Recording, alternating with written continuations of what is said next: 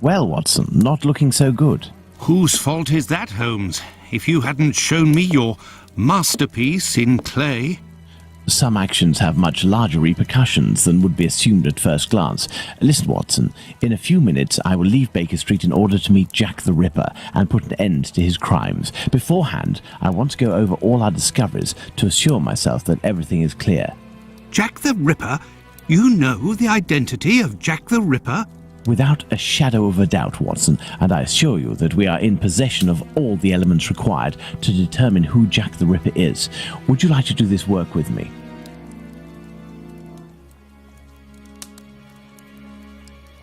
Well, we are still missing certain information in order to finish this investigation, Watson.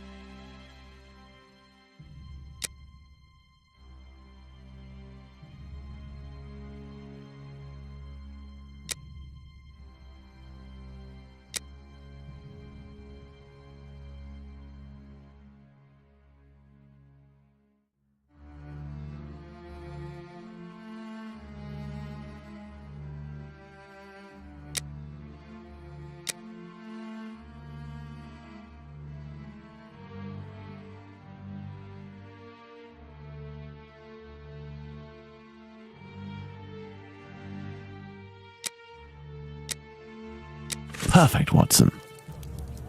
Let's determine who Jack the Ripper is, Watson.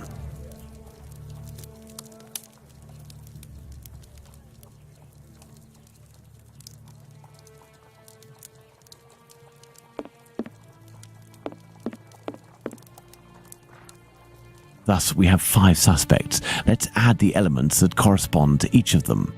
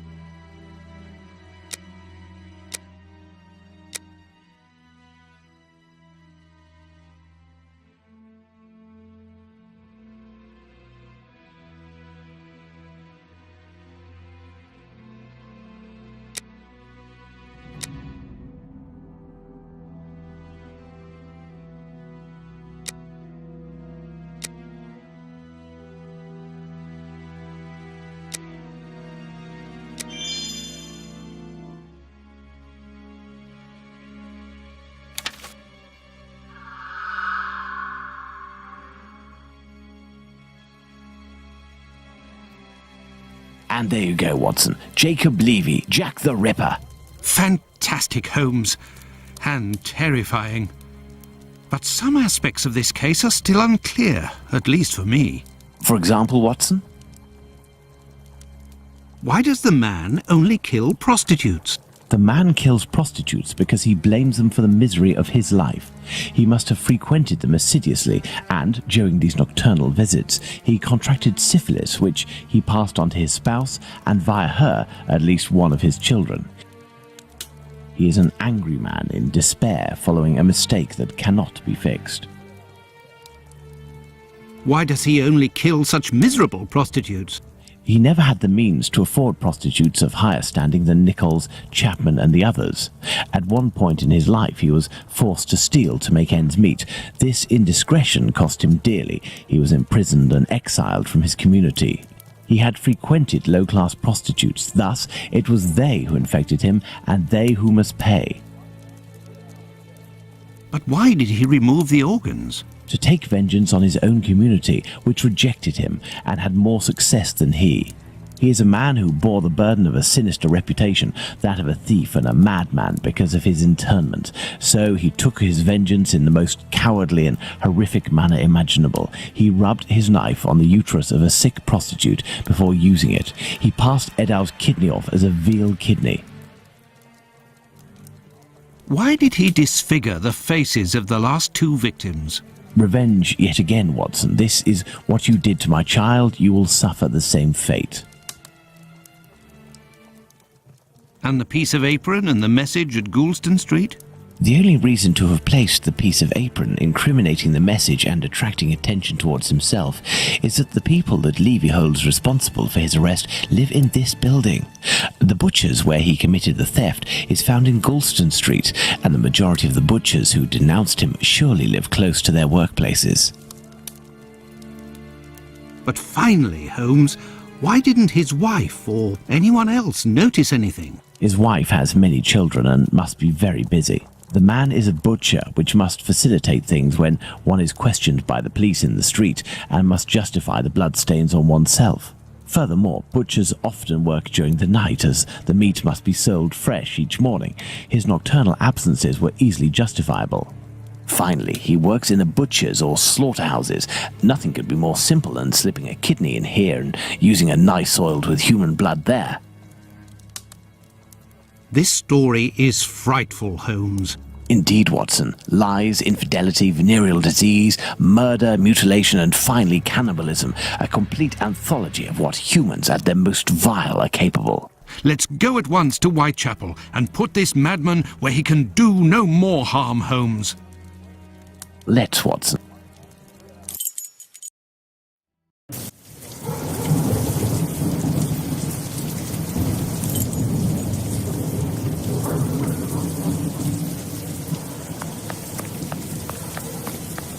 I do believe we are not alone.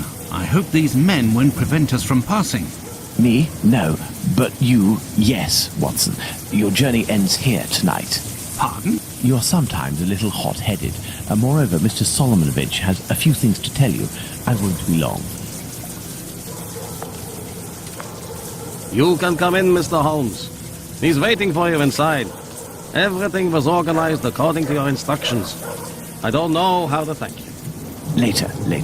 Dr. Watson is awaiting an explanation from you.